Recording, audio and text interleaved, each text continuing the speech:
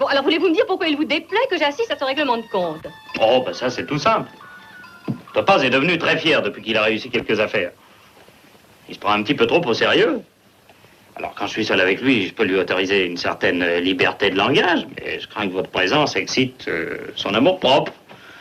Il risquerait de dépasser les bornes de ma patience et me réduirait sans doute à le mettre à la porte. Il sera ennuyeux pour ce garçon. En somme, vous avez pitié de lui. Ben, peut-être. Vous en avez peur. Oh, alors, voyons. Moi, j'aurais peur de mon employé. En tout cas, vous venez d'avouer que votre employé n'a pas peur de vous. Non, il a plus peur de moi. C'est un fait. Et j'ajoute que c'est par votre faute. Par ma faute. Sous prétexte de le rassurer, de le guider, vous êtes venu ici trop souvent. Vous avez même poussé l'imprudence jusqu'à lui donner des conseils sur ses costumes. Mais dans notre intérêt. Un directeur d'agence aussi mal vêtu était suspect. Oui, mais maintenant, quand j'ai besoin de lui le matin, moi, on me répond, monsieur est chez son tailleur.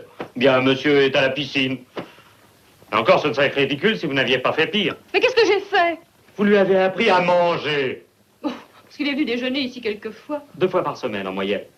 Vous lui avez révélé les grandes nourritures. Alors, naturellement, maintenant, monsieur a l'intelligence et l'énergie d'un homme bien nourri.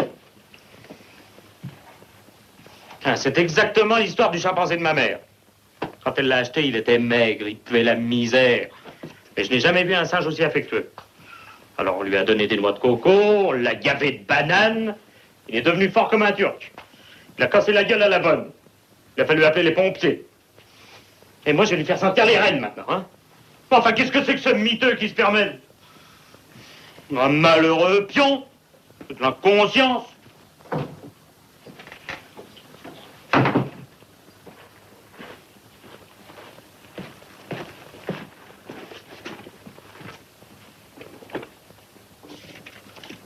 J'ai le regret de vous dire qu'il est 4h03. Nous vous attendons depuis 2 heures. Enfin, c'est tout de même paradoxal. Permettez une seconde.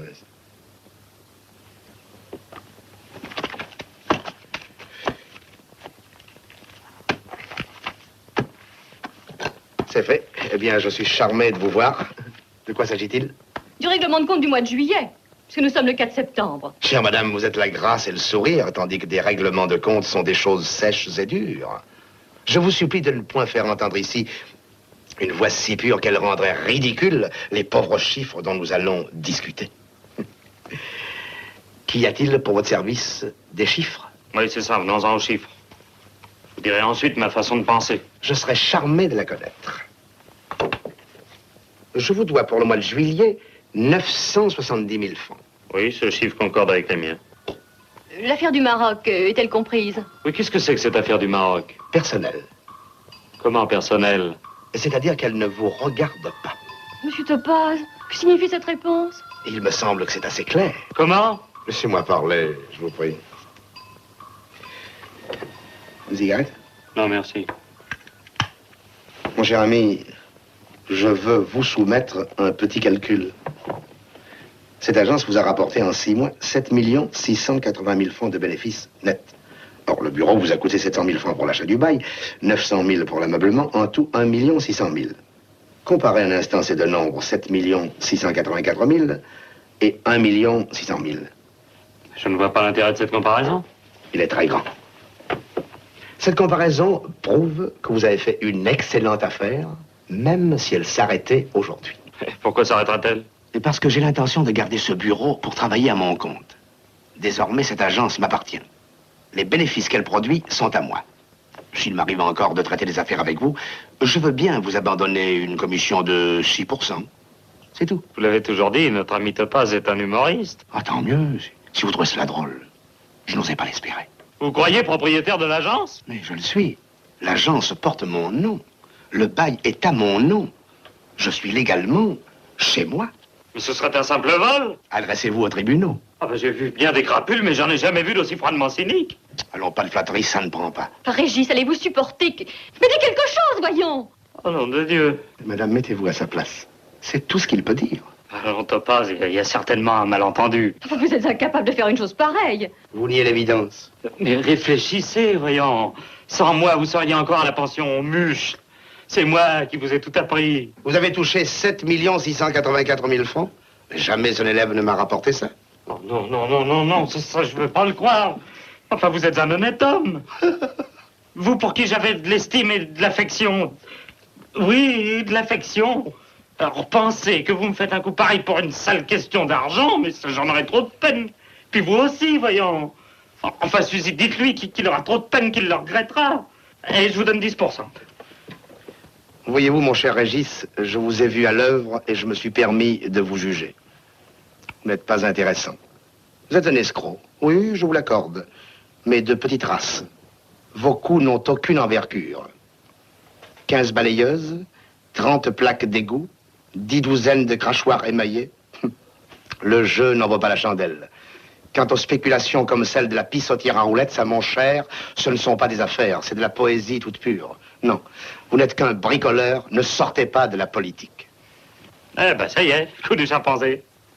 Là, tout ce que vous trouvez à dire. Mais que peut-on dire à un bandit? Vous êtes un bandit, monsieur. Allez, vous n'êtes pas un homme. Oh, vous, écoutez, madame, je vous en prie, taisez-vous, hein? Parce que je me demande si vous n'êtes pas sa complice. Bon, je sais bien que c'est pas vrai. Mais où aurait-il pris cette audace si vous ne l'aviez pas conseillé? Allez, avouez, c'est vous qui faites le coup, hein? Oh, il y a longtemps que je suis fixé. Oh, moi aussi. Mais faut pas vous imaginer que ça va se passer comme ça.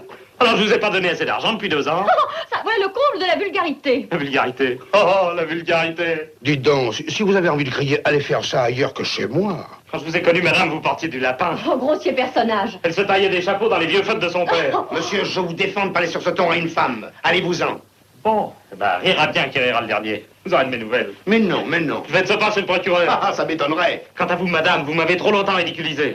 C'est vrai. J'entends désormais que votre attitude change. Je serai chez vous tout à l'heure pour vous dire ce que j'ai résolu. Vous avez résolu de parler grossièrement à une femme parce que vous avez peur d'un homme. Ah, je vous trouve profondément méprisable. Oh, madame. Sortez, monsieur. Oh, est-ce que vous croyez par hasard? Allez, sortez. Je pourrais abuser de ma force physique. Ne vous gênez pas. Mais je ne suis pas un portefeuille. Ah, ça, c'est vous qui le dites. À l'heure que j'aurais choisi, je vous ferai payer vos fanfaronnades. Pour le moment, j'ai mis en rire. C'est à rien. Il s'est montré au naturel. Il ne va pas tarder à vous faire de plates excuses et vous accepterez en souriant pour conserver votre honorable situation. Je vous trouve bien impertinent, mon cher ami. Trop, peut-être. J'ai l'impression que vous avez absolument perdu la tête. Croyez-vous que votre coup d'état soit une preuve d'intelligence? Non, d'autorité, tout au plus. Ces quelques secondes d'autorité vous coûteront cher. Pourquoi? Cette agence par elle-même ne vaut rien. Elle rapportait de l'argent parce que derrière cette façade, il y avait Régis. Désormais, il y aura moi. Vous? Mais que croyez-vous faire tout seul? Demandez-moi plutôt ce que j'ai fait. Depuis 3 mois, chère madame, j'ai travaillé pour moi. J'ai fréquenté des gens intéressants et j'ai gagné pas mal d'argent. Et quand le Maroc donnera... C'est sérieux, le Maroc? Mais il n'y a rien de plus sérieux que le Maroc. Concession de 5000 hectares, société anonyme, 4000 parts de fondateurs. Pour moi, les titres seront mis sur le marché le mois prochain. Décidément, vous êtes bien changé. À mon avantage? Peut-être, mais pas au mien. Comment ça? J'avais des intérêts dans cette agence. En dépouillant Régis, vous me dépouillez. Je touchais 8% des affaires. Il ne tient qu'à vous de les conserver. À quel titre? Mais je vous dois beaucoup. Et j'ai encore besoin de vos conseils. Mais je vous croyais un grand homme d'affaires. Mais pas tout à fait, il me manque encore quelque chose. Et quoi donc? Le signe éclatant de la réussite. Une maîtresse élégante et connue que je puisse montrer chez les autres et qui sache recevoir mes amis dans un intérieur de bon goût. Ah, mon cher Topaz, je crois que vous allez un peu vite. Et pourquoi ça, madame? Je sais ce que vaut un Topaz, puisque je sais comment on les fait. C'est pourquoi je me permets, malgré vos airs définitifs, de vous donner ce conseil. Mais c'est un conseil que je vous demande. Et je voudrais votre avis sur le choix que j'ai fait. Puisque votre choix est fait, il est un peu tard pour me consulter. Qui est-ce? Devinez? Je la connais? Fort bien. Brune ou blonde? Blonde. Petite? Moyenne. Jolie? Très jolie. Et surtout si distinguée. Si fine. Et puis on voit briller dans ses yeux bleus une intelligence redoutable. C'est aussi pour cette raison que je l'ai choisie. N'ai-je pas bien fait? Assurément. Mais elle se moque peut-être de vous. Qui sait? Elle vous regarde peut-être comme un homme sans grand avenir. Elle aurait tort. Je vous conseille de faire mieux vos preuves avant de lui adresser des propositions qui pourraient lui déplaire. Croyez-vous? Je crois qu'elle vous remettrait à votre place. Sur ce point, je crois que vous vous trompez. Je pense que je ferais bien de lui parler le plus tôt possible. Tant pis pour vous. Son amant vient de la quitter. Elle n'attend peut-être qu'un mot pour tomber dans mes bras. Vous voilà bien fat et bien prétentieux. Essayez donc de dire ce mot. J'essaierai. Essayez donc tout de suite, ça me distraira. Bien. Passy 4352. Comment? Odette? Puis le baron Martin l'a quitté hier. Je l'ai rencontré, nous avons pris le thé ensemble, et il m'a semblé que... Oh, comme c'est bête. Vous m'estimez donc assez peu pour me jouer une pareille comédie? Qu'espérez-vous? Rien. Que puis-je espérer? Vous m'avez connu trop pauvre et trop niais. Je ne vous gagnerai jamais. Je serai toujours le sympathique idiot. Sympathique. Mais idiot? Savez-vous ce que nous pourrions faire? Ah oui, ça je le sais. Dites pas de bêtises. Je vais filer à Saint-Cloud. Régis m'y attend, je le connais. Il vous manque déjà? J'ai des comptes à régler. Il faut que cette rupture soit nette. Ensuite, je passe vous reprendre ici et nous irons continuer cette conversation qui n'est pas inintéressante au restaurant d'Armenonville. J'aimerais mieux le moulin de Bicherel. C'est plus loin et les soirées sont belles. Comme il vous plaira. Mais sachez bien qu'il y a un point sur lequel je ne transigerai pas. Lequel? Mais 8%.